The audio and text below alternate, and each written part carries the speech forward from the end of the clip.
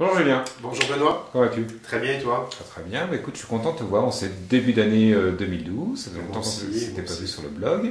Et puis on va faire un petit update, un petit topo là, des taux actuels qu'on peut trouver sur le marché. Donc on peut commencer par le taux fixe. Qu'est-ce qu'on trouve là, à la mi-janvier, fin janvier 2012 sur le marché pour les taux fixes? Parfait. Ben, regarde, les taux fixes, ils ont un peu baissé je pense par rapport à la dernière fois qu'on s'était parlé. Il y a beaucoup de pression à la baisse des taux fixes. Actuellement, pour une bonne garantie, en plus, à partir du mois de janvier, on a des garanties de taux qui vont jusqu'au mois de juillet. Okay. Donc si on parle d'un terme de 5 ans, terme de 5 ans garanti jusqu'au mois de juillet, on parle d'un taux à 3,29. 3,29, taux fixe 5 ans, garantie jusqu'au mois de juillet. Donc une garantie de 6 mois. Une garantie de 6 mois, okay. Exactement. Donc si les taux d'intérêt baissent d'ici le mois de juillet, les clients bénéficieront de la baisse de taux, mais s'ils ne baissent pas, s'ils augmentent plutôt, ils auront le taux à 3,29 garanti jusqu'au mois de juillet. Ok. Donc ça c'est le premier terme le terme de 5 ans qu'on a avec une bonne garantie de taux. Okay. On trouve des taux d'intérêt pour le terme de 5 ans avec une garantie plus basse qui sont un peu plus intéressants.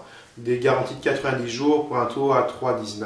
Okay. Sinon aussi on peut retrouver aussi sur le marché, mais ça c'est très spécifique plutôt à la Banque de Montréal, un taux à 2,99 pour un terme de 5 ans. Okay. C'est un produit qui est très intéressant, très alléchant à 2,99 pour un terme de 5 ans, c'est du jamais vu.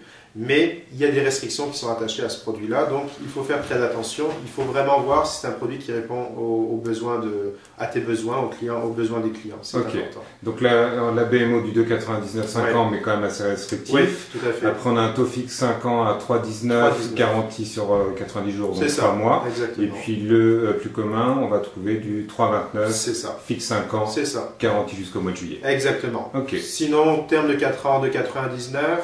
3 ans, 2,79. Donc les taux, plus on baisse de taux un peu, on baisse un peu le coût du taux d'intérêt. Donc 2,89, 2,79, c'est ce qu'on retrouve pour moins que 5 ans. Okay. Le taux 10 ans est très intéressant aussi aujourd'hui, 3,89, garanti sur 10 ans. Donc là, on voit aussi que les taux, pour une plus longue période que 5 ans, commencent à être intéressants. Donc peut-être que ça commence, il faudrait peut-être voir à penser peut-être à un terme un peu plus long que 5 ans, si on va avoir une meilleure protection.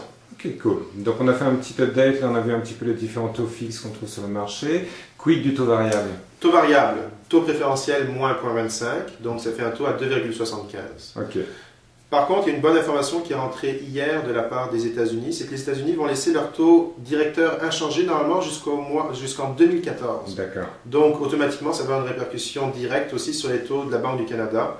Donc la Banque du Canada, je pense que dans ses prochaines prévision devrait laisser son taux directeur inchangé aussi jusqu'en 2014 parce que le Canada suit bien sûr les États-Unis en fonction des taux d'intérêt pour pas qu'il y ait une trop grande pression sur le dollar canadien parce que plus le taux d'intérêt canadien est élevé, plus ça augmente la valeur du dollar canadien. Okay. Donc c'est pour ça que le Canada reste à la même, à peu près, suit la politique monétaire des États-Unis par rapport au taux de la Banque du Canada. Ok, donc ça veut dire qu'on peut s'attendre ici au taux directeur au Canada pendant les 2 prochaines années, que ça reste à 1%, qu'il n'y ait pas de hausse. Exactement. Donc avec l'incidence directe sur le taux variable qui devrait rester autour de 2,75. C'est ça, exactement.